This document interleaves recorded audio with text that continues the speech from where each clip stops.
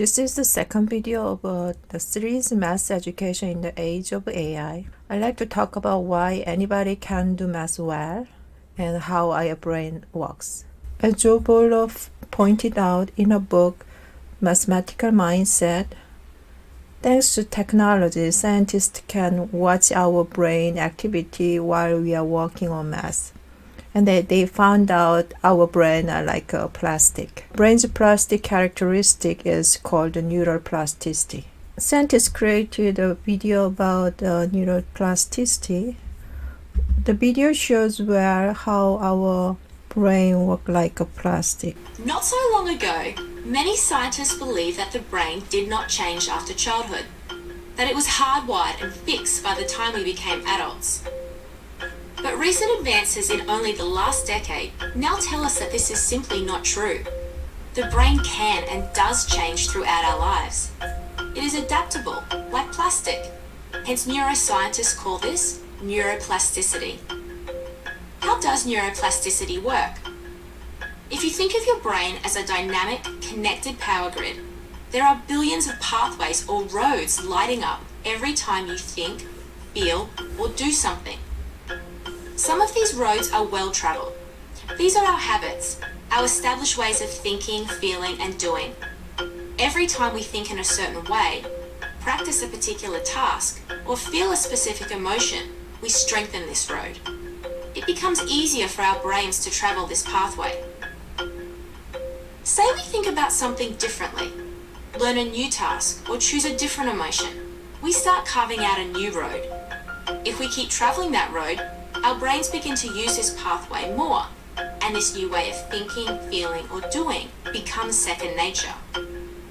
The old pathway gets used less and weakens. This process of rewiring your brain by forming new connections and weakening old ones is neuroplasticity in action. So scientists find out when you learn deeply, your brain creates lasting connections and changing structure. But when you learn superficially, the connection disappears and doesn't change its structure. National Institute for Mental Health gave people a 10-minute exercise to work on every day for 3 weeks. Surprisingly, the exercise over 3 weeks changed the brain structure of the people. So Jo Boaler said on her book, if the brain can change in 3 weeks, imagine what can happen in a year of a math class. If students are given the right math materials and they receive a positive message about their potential and ability. The new evidence from brain research tells us that everyone with the right teaching and messages can be successful in math. And everyone can achieve the highest levels in math.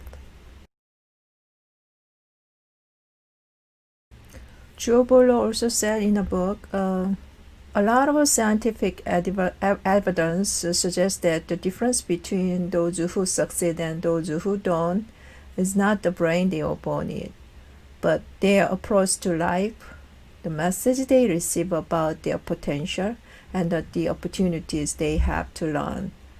The very best opportunity to learn come about when students believe in themselves. For far too many students in school, their learning is hampered by the message they have received about their own potential, making them believe they are not as good as others, that they don't have the potential of others.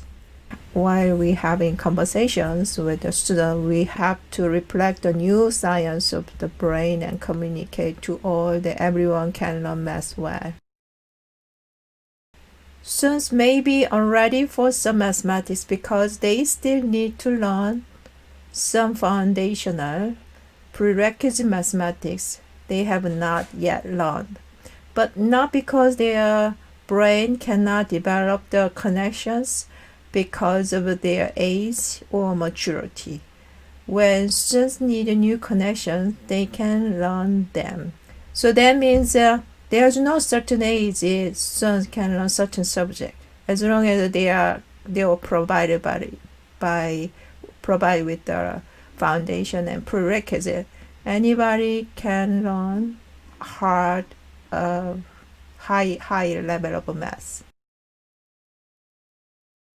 Camera mode had been removed on her left side of the brain because of seizures. She was paralyzed, and doctors expected her to be disabled on, but shockingly, she was able to move and play. Her right side of the brain started to control the part of her body which had been controlled by the left side of the brain. So this is a good example to show how much malleable our brain is. In his talk at MIT, the founder of Khan Academy talked about one guy's experience, how he got benefited from watching Khan's math videos, how he changed his life later. This is one example which show how human beings' brain can change tremendously. My name is Mark Alberstadt. Growing up, I was really always a C student. I think I was really pretty much always pretty pitiful in school. I don't think I've ever gotten higher than a B plus. So if I summarize his story, his name is Mark Alberstadt, and he was a C student when he was young, and he never got higher than B plus in any math classes. He got a music degree with a saxophone, and he worked as a musician for a few years, but he really wanted to do electrical engineering. So he started to watch trigonometry identity on Khan Academy and dividing decimals and subtracting with the borrowers. And then he kept watching video and over with the. And he said even he watched some video like more than 60 times to try to understand the concept. So, and then at the end, after he watching all the math videos and studying them, and he went back to Temple University to study electrical engineering, and he's very successful in the college as in the major of electrical engineering. There is another person with who I like to introduce. The book is introduced in the person is introduced in the book of my phone numbers. So his name is Paul Cronko. He grew up poor with a lot of domestic turmoil and barely graduated from high school. And he enlisted in the army and was deployed to Iraq. He was ambushed with a roadside bomb and came back to U.S. with a undiagnosed traumatic brain injury.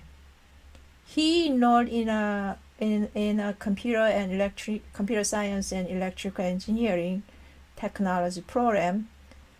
And he said his TBI, traumatic brain injury was so severe, and he was even struggled to comprehend and because he said he struggled. For example, he struggled to comprehend fractions.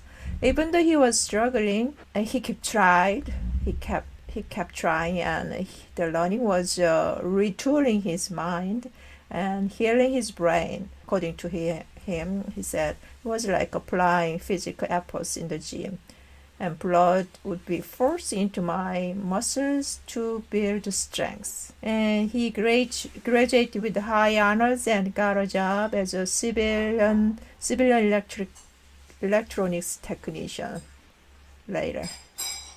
So I showed several examples. How our behavior, how our hard work, how our effort can change our brains. Basically, all these examples prove if we find the right material and the right resources, right mentors, we could reshape our brains, and we can do a lot of things.